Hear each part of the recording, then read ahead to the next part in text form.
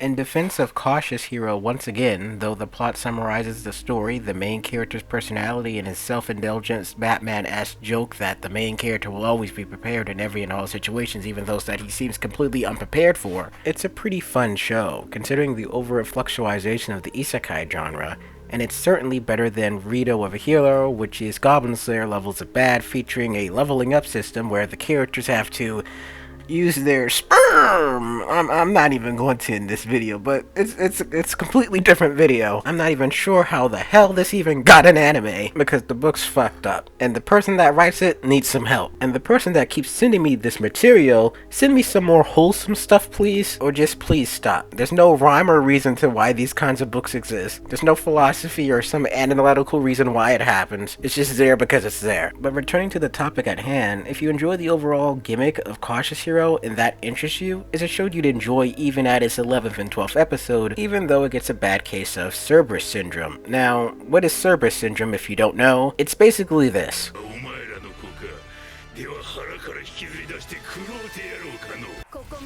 Basically, to summarize it, it's when any story or series which starts out light, episodic, and comedic, then decides to assume its traumatic elements and creates a more coherent continuity, using the some parts of its whole to make a more darker and dramatic story, which it originally was not. And Cautious Hero, does exactly that, and it comes completely out of left field, disrupting the atmospheric, friendly vibe of the entire show, being the complete polar opposite of what it was, not being its LOL cutesy pie random dialogue and shenanigans because it was fun, with its fun self. Then spontaneously out of nowhere spun out to a story where the Demon King is going to eat the womb out of our past heroine in a different timeline, grim darkness, because the main protagonist's life sucks there. So to defend this anime's choice, we have to discuss the anime in a negative light in order to defend it. Again, to reiterate my first video, Seiya is kind of the worst aspect of the entire show. He is a gimmick character that can do what he does because why not, and his personality is defined by the gimmick. Much like how Rising of a Shield Hero's main character is a shield hero, in Cautious Hero, the main character is cautious because he is, and there's no other reason behind it other than that. But the plot twist is, what we found out in the series finale is that Seiya has been to this world before and he has died and failed because he was too reckless, but now he's uber cautious because he is, therefore explaining why he is how he is, but his personality traits were just inverse. Originally, in the original timeline, the main character was this reckless hero, and though despite his recklessness, he wasn't an asshole. He was a character that always did the right thing because it's right, and he had strong bonds with his friends and those that surrounded him. But in addition to that characteristic, he had this ex machina power which enabled him to win any and all fights because that's how the story describes it, and he wins because he does. Story really doesn't explain it, and that's another problem with the story. But discussing the current timeline, the problem with Seiya's character is that due to his gimmick, his personality archetype, and even knowing that this character is doing what he does out of the best intention for those that surround him, everything he does, when he does them, still comes off as either dickish or him being a complete asshole. One example would be him using the supporting cast like they were backpacks as they carry all his stuff and equipment while he only carries what's important, and he uses them as decoys and tools to serve a purpose. Now, if I wasn't an avid anime fan, I would know this character is a douchebag. However, due to the very fact that I am an avid anime fan, I know that this character actually cares about the people that are around him, and he treats them this way so he can keep them out of harm's way. It's even explained in the anime that he does this on purpose for that sole reason. And even portions in the story when you consider the main character to be a complete asshole, he does something that's redeemable. For example, he saves strangers, he saves people, he doesn't allow people to die, he does the right thing for the right reason when the time or the opportunity presents itself, because he's a good person. But his personality, not so good. And this is only worsened by the main character's always so serious facial expression against all the other characters who have more dynamic and exciting facial expressions during exciting events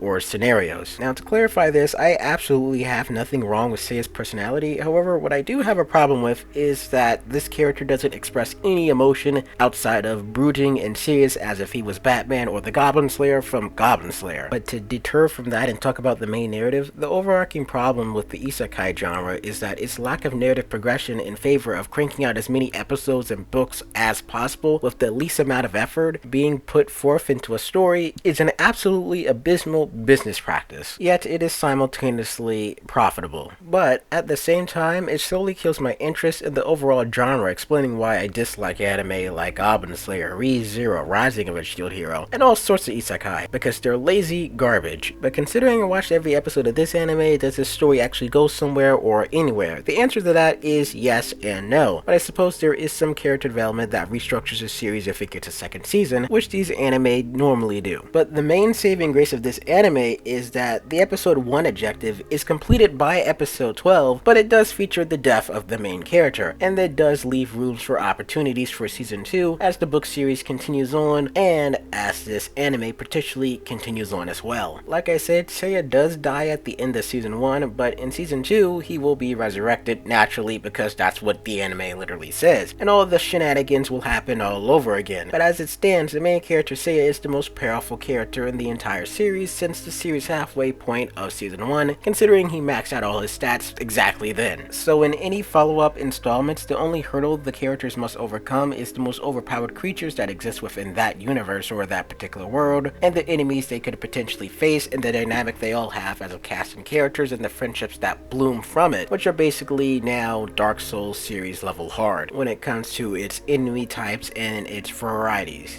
But Seiya dying and being resurrected into a new world adds interesting layers to this story, considering it's a parallel world but different variants, meaning that in one reality I could walk left, and in this reality I walked right. So seeing that could be fairly interesting if it does get a season 2, considering this is the characters re-exploring old territory, but for the viewer, us seeing new territory in a different light with different variants for different characters, which is, from my point of view, is rather interesting. Now, to quickly wrap this up and discuss the overt positives that this anime has, first and foremost, the comedy is subjective, and I think this show is genuinely funny and is consistently funny and entertaining, to the even overly edgy parts, which are funny when the author intends for them to be rather serious. But the shining light of the entire anime is Rista, the most eccentric and lively character that exists in the entire universe and world of this show, where humor basically radiates from her presence, being both charming and hilarious. But what I appreciate most from this anime is that everything fits like a puzzle piece, whereas in shows like Goblin Slayer and Redo of a Hero, where everything is grimdark, featuring rape and ultra-violence, that also features characters that are unremarkably unfit for the world and environment that they live in. I.e., in the world of Goblin Slayer, goblins are this horrible force of nature that rape women and just tear through entire villages, but no one seems to care or take them too seriously, but the main character does because they're an actual threat, and no one acknowledges the actual threat because reasons that would easily dismantle the entire plot. But in Cautious Hero, every character is a byproduct of the world they live in. The show is able to maintain a lighthearted nature solely because the main character is stupidly overpowered, much like One Punch Man. And due to the very fact that the main character can fight things so easily and win with a brisk of a breeze, the show never has to rely on grim darkness or a character being in a situation that they're not fit for, because the main character is stupidly overpowered and can fix the situation